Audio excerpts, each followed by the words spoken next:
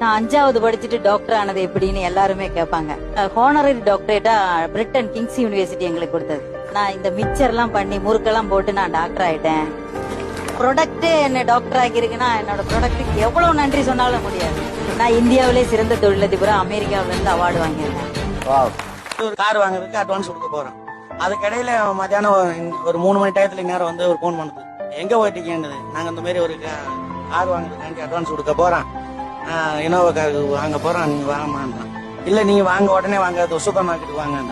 இந்த super market நான் வாங்கிட்டேன், அட்வான்ஸ் 10 லட்ச ரூபா கொடுக்கணும், அந்த காசை கொஞ்சம் தானேன்றேன். நான் அதாவது ஏதாச்சும் ஒரு இடம் வாங்குவோம், இல்லாட்டி ஒரு பெரிய கடை வாங்குவோம்.